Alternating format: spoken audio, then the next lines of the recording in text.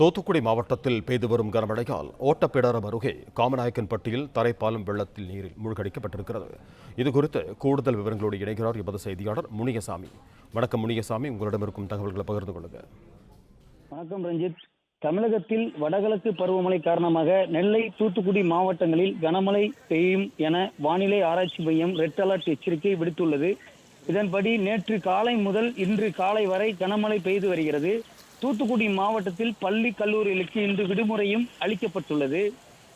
இதனைத் தொடர்ந்து கனமழை காரணமாக ஒட்டப்பிடாரம் ஒன்றியத்துக்குட்பட்ட 77 குளங்கள் உள்ளது. இந்த நிலையில் நேற்று இரவு பெய்த கனமழையின் காரணமாக குளங்கள் நிரம்பி வருகிறது. இந்த நிலையில் காற்றாற்று வெள்ளத்தினால் காரணமாக காமநாயக்கன்பட்டி பகுதியில் அமைந்துள்ள தரைப்பாலம் நீரில் மூழ்கடிக்கப்பட்டதால் தரைப்பாலத்தில் அதிக மழைநீர் செல்வதால் பகுதியில் போக்குவரத்து கடுமையாக துண்டிக்கப்பட்டுள்ளது.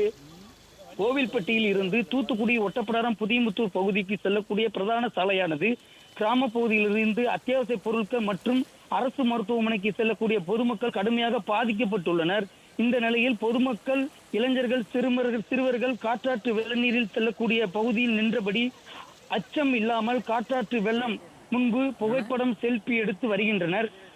எனவே மாவட்ட நிர்வாகம் உடனடியாக இந்த பகுதியில் தடுப்பு வேலி அமைக்க வேண்டும் என்று அந்த பகுதி பொதுமக்கள் மற்றும் சமூக ஆர்வலர்கள் கோரிக்கை வைத்துள்ளனர். ரஞ்சித்,